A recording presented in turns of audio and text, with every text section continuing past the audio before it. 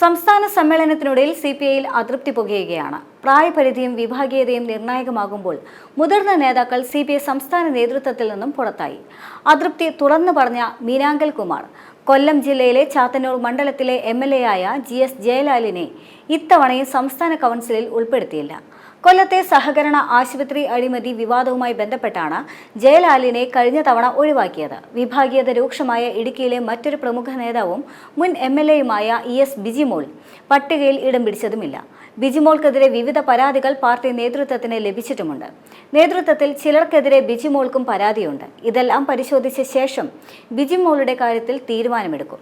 മഹിളാ സംഘത്തിന്റെ പ്രതിനിധിയുടെ സ്ഥാനം ഒഴിപ്പിച്ചിട്ടുമുണ്ട്. തിരുവനന്തപുരത്ത് നിന്ന് മീനാങ്കൽ കുമാറിനെയും സോളമൻ വെട്ടുകാടിനെയും ഒഴിവാക്കി. മൂവാറ്റുപുഴ മുൻ MLA ആയ ബാബു പോളിനെയും ഒഴിവാക്കി.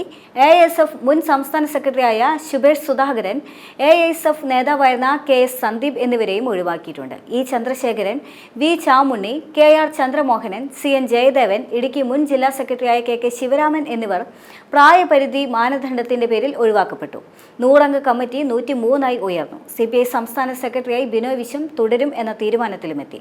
പാർട്ടി കോൺഗ്രസിന് ശേഷം കൗൺസിൽ ചേർന്ന അസിസ്റ്റന്റ് സെക്രട്ടറിമാരെയും നിർവാഹക സമിതിയെയും തീരുമാനിക്കാനും സാധ്യതയുണ്ട്.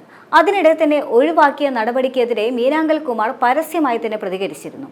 ജില്ലാ നേതൃത്വത്തിൽ 1-2 പേർ കഴിഞ്ഞാൽ ഏറ്റവും സീനിയർ നേതാവായ തന്നെ ഒഴിവാക്കിയതിന്റെ കാരണം നേതൃത്വം പറഞ്ഞിട്ടില്ല എന്ന് മീനാങ്കൽ കുമാർ മാധ്യമങ്ങളോട് പ്രതികരിച്ചു. 15 വർഷമായി പാർട്ടി ജില്ലാ എക്സിക്യൂട്ടീവിലുണ്ട്.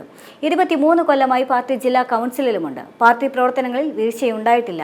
ക്രമക്കേട് ആരോപണവും ഉണ്ടായിട്ടില്ല. ചില കേസുകളിൽ വീട് അറ്റാച്ച് ചെയ്തു. സിനിമയിൽ മാത്രം ജയിൽ കണ്ട നേതാക്കൾ പാർട്ടിയിലുണ്ട്.